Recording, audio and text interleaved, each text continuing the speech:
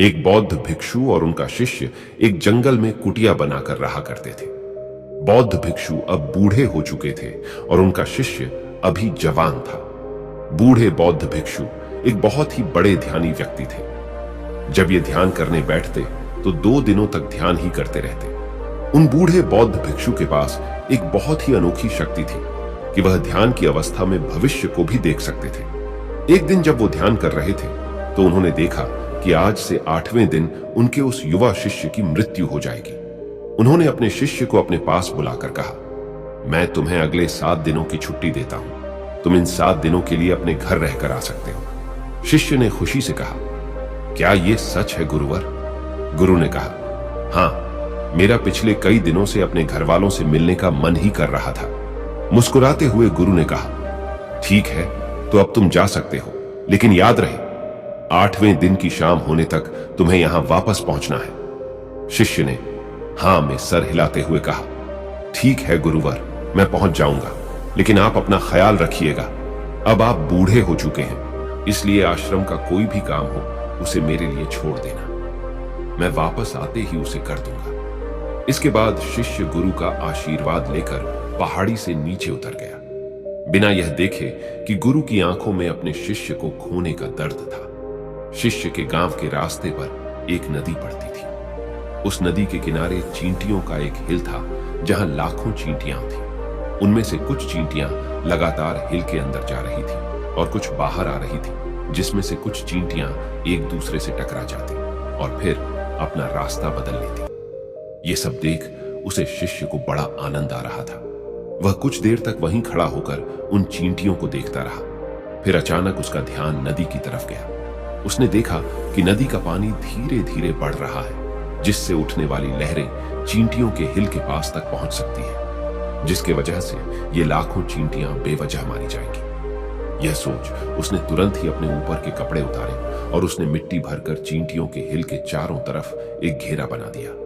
साथ ही उसने बड़े ही कलात्मक तरीके से मिट्टी को काटकर एक छोटी सी नाली बना दी, ताकि लहरों से आने वाला पानी नाली के माध्यम से वापस नदी में चला जाए। इसके बाद वह नदी पार कर अपने घर चला गया। घर पहुंचने के बाद उसके 8 दिन कब बीत गए उसे पता ही नहीं चला। 8वें दिन उसे याद आया कि आज शाम तक तो गुरु ने आश्रम में वापस लौटने का आदेश दिया था। उसने उस रात ही अगली सुबह आश्रम के लिए निकलने हेतु सारी तैयारी कर ली थी। सुबह होते हुए आश्रम के लिए निकल पड़ा। उसे उम्मीद थी कि वो शाम होने से पहले ही आश्रम वापस पहुंच जाएगा। शाम हो चुकी थी। ये गुरु आश्रम में बैठे बैठे ये सोच रहे थे कि आज तो 9वां दिन है।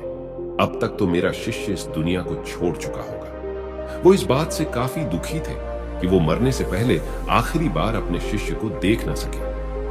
गुरु बैठे हुए ये सब सोच ही रहे थे कि उन्हें दूर से एक इंसान आता हुआ दिखाई दिया। उन्होंने ध्यान से देखा तो चौंक गए। अरे, ये तो मेरा शिष्य है।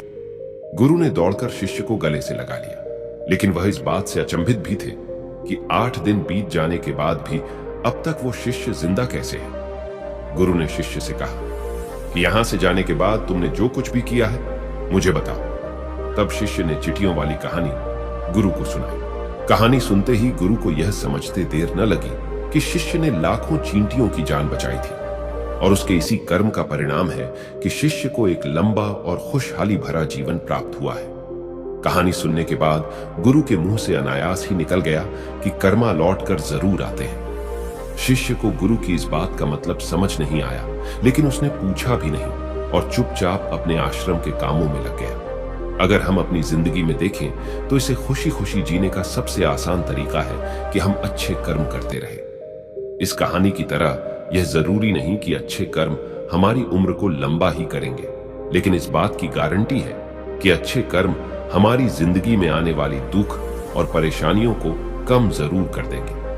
कर्मों का एक बहुत ही साधारण सिद्धांत है कि हम जो कुछ भी करते हैं उसका कई गुना लौटकर हमारे पास ही आता है। फिर चाहे वो अच्छे कर्म हो या बुरे हो, दोनों ही कई गुना होकर हमारे पास आते हैं।